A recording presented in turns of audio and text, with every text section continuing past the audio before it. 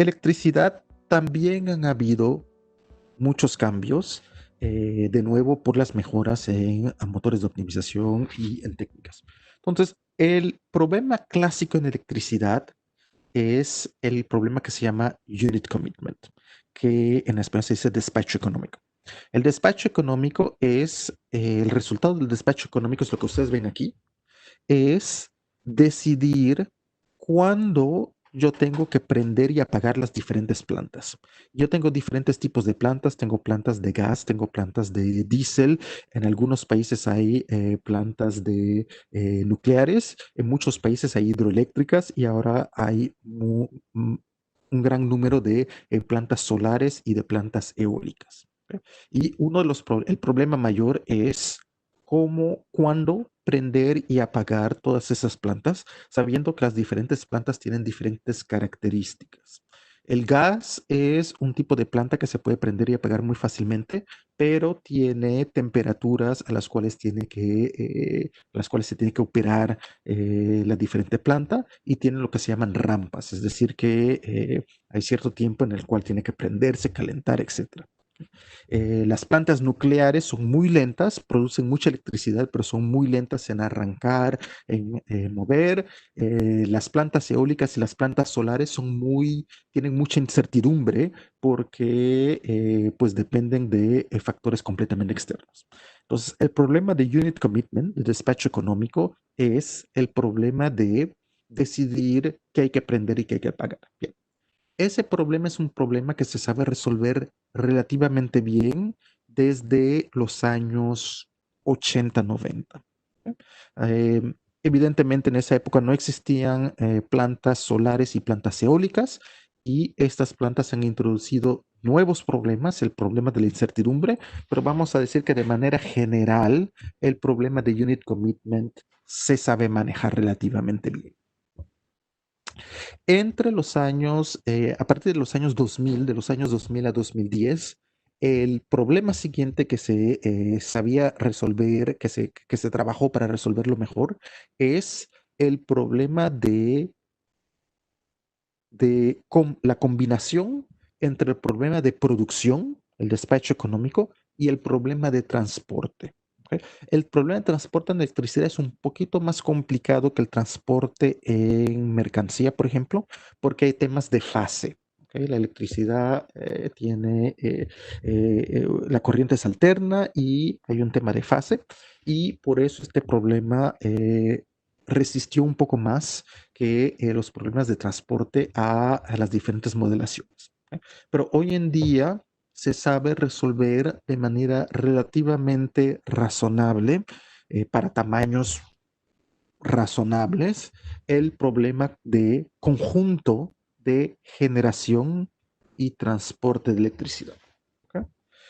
Las novedades en el área de electricidad es que se han introducido mejoras en modelación de otros tipos de generadores, en particular las hidroeléctricas, las plantas solares y las plantas eólicas.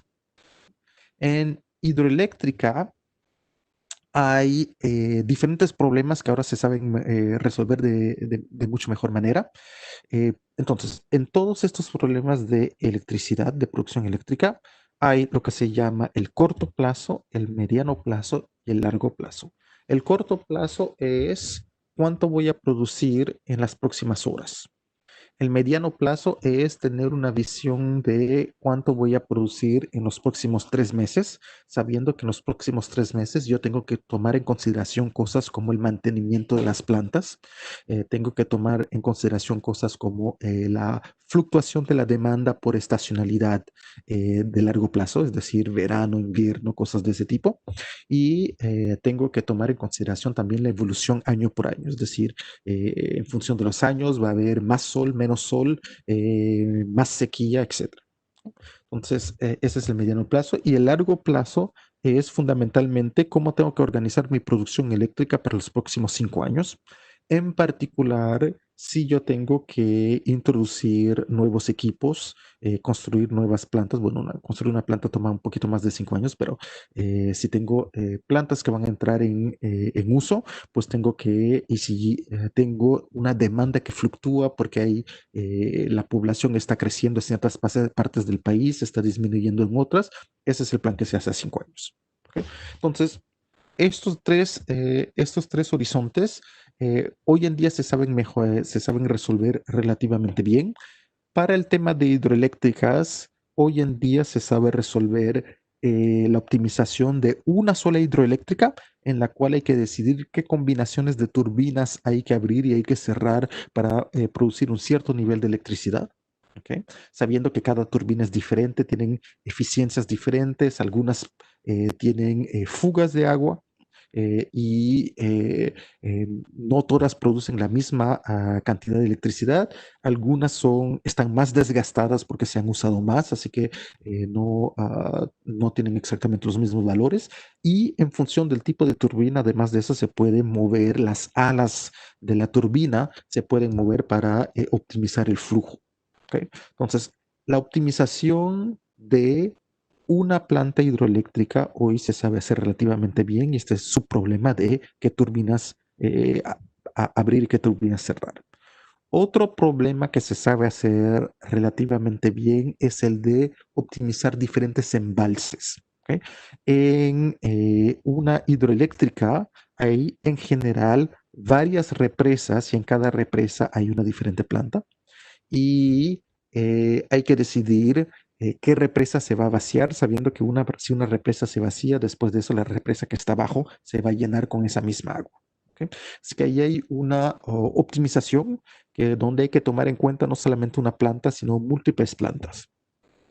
Y eh, todas esas optimizaciones se sabían hacer se mejoraron entre los años 2000 a 2010 y la gran novedad entre de los años 2010 ahora es la combinación de hidroeléctricas con estas nuevas plantas de solares y de eólicas. Entonces, el problema de las plantas solares y eólicas es que no tienen una producción continua, ¿ok? O en todo caso, la producción depende de factores externos, depende de la cantidad de sol para las plantas solares y depende de la cantidad de viento. Y el resultado de eso es que se tienen que hacer ajustes. ¿Ok? Es decir, que se tenía planeado que iba a haber tanta producción de electricidad solar, pero en ese momento, en las 2 horas que siguieron, no hubo tanto sol, así que se tiene que prender otra planta. O inversamente, se produjo más de lo que se esperaba, así que esa electricidad extra hay que hacer algo con ella. Bien. Y allí es donde hay el problema de combinación. El problema de combinación es tener diferentes tipos de plantas listas para encenderse en caso que la planta solar o la planta eólica no produzca tanto como se había planeado y también es tener plantas listas para absorber la electricidad extra en caso que la eólica y la solar hayan producido demasiado. ¿Y cómo se absorbe la electricidad extra? Pues se puede utilizar para bombear en reversa. Es decir, ahí es donde entran las plantas hidroeléctricas. Es con esa electricidad que se tiene, se puede bombear el agua de abajo hacia arriba, de tal manera que esa agua se pueda volver a usar para generar electricidad. ¿Ok?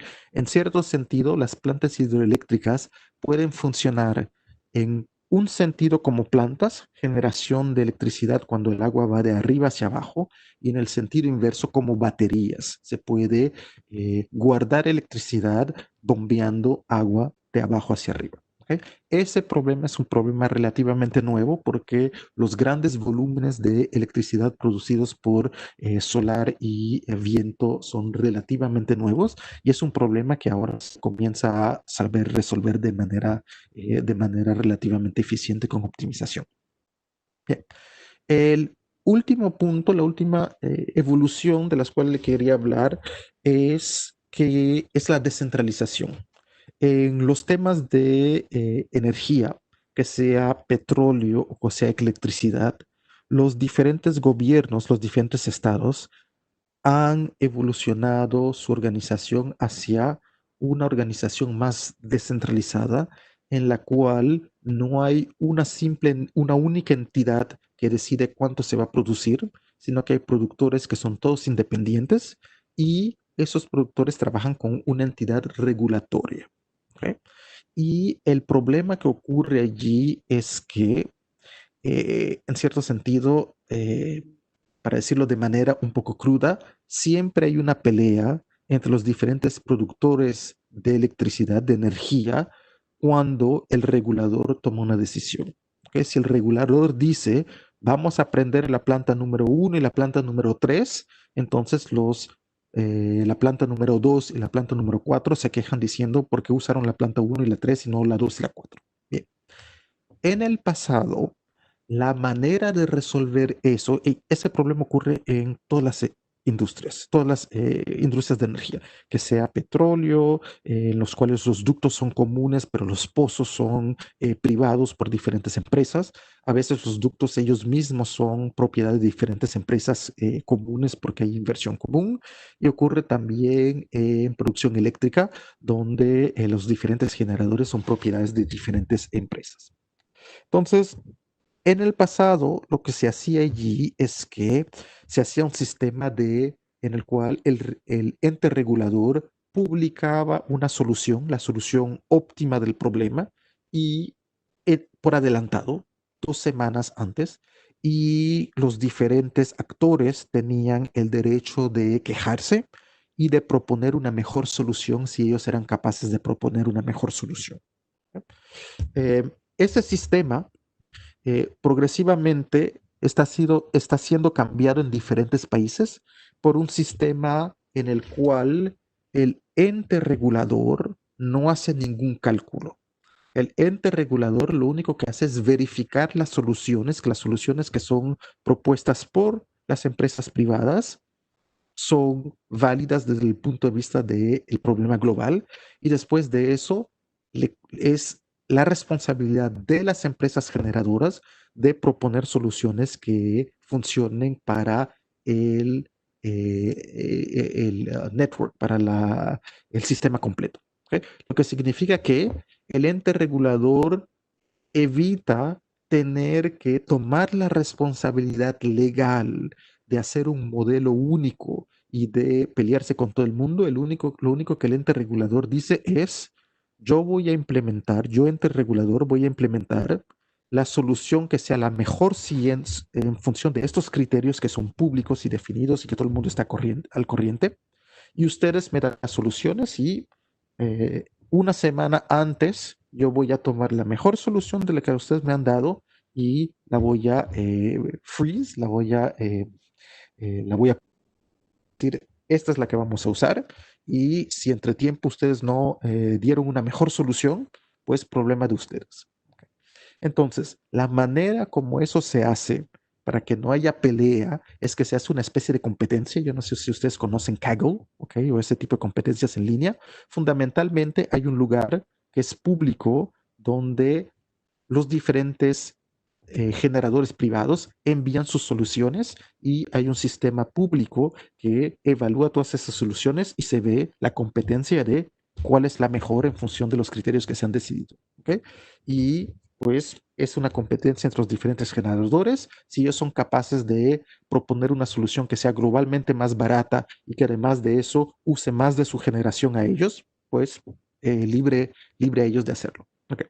Ese sistema hoy en día se está implementando en diferentes lugares, ¿okay? Una especie de competencia, y para que todo sea legalmente validado y que no haya pelea, se implementa en general por encima de lo que se llama una blockchain. ¿Okay?